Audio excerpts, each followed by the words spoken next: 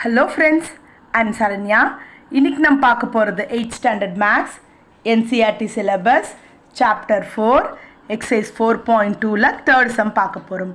Nisha bought 10 kg of sugar at rupees 40 per kg and 15 per 40 per kg. அதாவது 10 kg of sugar 14 per kgக்குன்னு வாங்கியிருக்காங்க. 15 kg of sugar 35 per kgன்னு வாங்கியிருக்காங்க. She mixed 2 and sold mixtures of 37 per kg. ரெண்டுத்தையும் mix பண்ணி அவங்க sold பண்ணும்போது 37 per kgயாக விற்றுருக்காங்க. Find or gain or loss percentage இந்த ஓல்ட் ட்ரான்சாக்ஷன். அது கெயினா லாஸான்னு நம்ம ஓல்ட் ட்ரான்சாக்ஷன் வச்சு நம்ம வந்து கண்டுபிடிக்கணும். ஸோ கண்டுபிடிக்கலாமா? இப்போ பார்த்தீங்கன்னா price of 10 kg of sugar at 40 per kgன்னு சொல்லிட்டாங்க. 10 kg ஆஃப் சுகர்ஸ் அட் 40 அப்படின்னா நம்ம எவ்வளோ எடுக்க போகிறோம்னா 40 × 10 எவ்வளோ வருது 400. அடுத்து price of 15 kg per sugar is 35யா.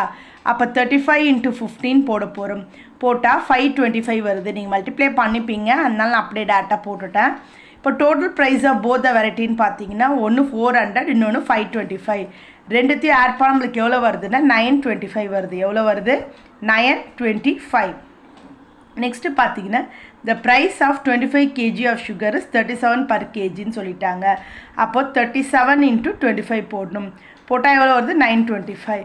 இப்போ இது ப்ராஃபிட்டும் சொல்ல முடியாது, லாஸும் சொல்ல முடியாது. பர்சன்டேஜ்னு பார்த்தீங்கன்னா கெயின் ஆர் லாஸ். ரீசன் என்ன அப்படின்னா இங்கேயும் 925 வருது, இந்த ப்ரைஸ்லையும் 925 வருது.